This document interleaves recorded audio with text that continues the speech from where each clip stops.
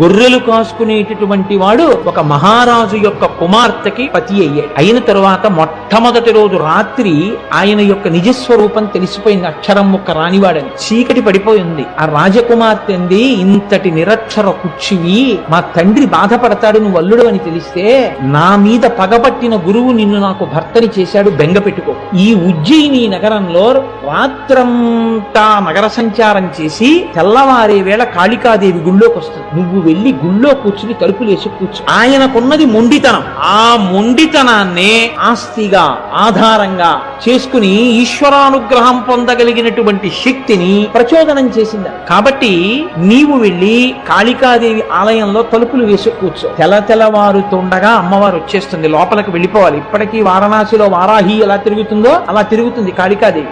లోపలికి వెళ్ళడానికి ఆవిడ తలుపులు తెరుస్తుంది. నువ్వు బిడాయించి కూర్చో. ఎవడు రా లోపల తలుపులు తీ అంటుంది. ఆయనకేం రాదు అప్పటికి కాళిదాసు గారికి. 2 మాటలు చెప్తా, ఈ 2 అనుంది. ఏమిటన్నారు? కాళీ విద్య, కాళీ విద్య, ఈ 2 మాటలే. ఆయన అన్నాడు విద్య అనలేకపోయాడు కాళిదాసు. కాళీ విద్య, కాళీ విద్య పోనీ అదే అను. ఈ మొండితనం అమ్మవారి దగ్గర చూపించి వెళ్ళిపోయి కాళికాదేవి గుళ్ళో కూర్చున్నాడు. వచ్చేసింది తల్లి తెల్లవారుతుండగా. తలుపు చప్పుడు చేసింది, తీయలేదు. తోసింది, తీయలేదు. ఎవడ్రా లోపల తలుపు తీయదు. అమ్మవారే తలుచుకుంటే తలుపులు తీయలేనంత బలహీనురాలండి కాళికాదేవి కాదు. వచ్చిన ఆవిడ తనని అనుగ్రహించగలదు. గొర్రెలు కాసుకునేవాడిని నాకు ఆవిడ ఎలా ఇస్తుందండి కవిత్వం అని అడగకుండా కూర్చున్నాడు. వీడి విశ్వాసం చూద్దాం ఏం చేస్తాడో. ఒరే తలుపు తీస్తావా తీవా? ఏమీ లేదు మాట. కాళీ విద్య, తలుపు తీస్తావా తీవా? ఈవిడ విద్య కావాలని ఆయన.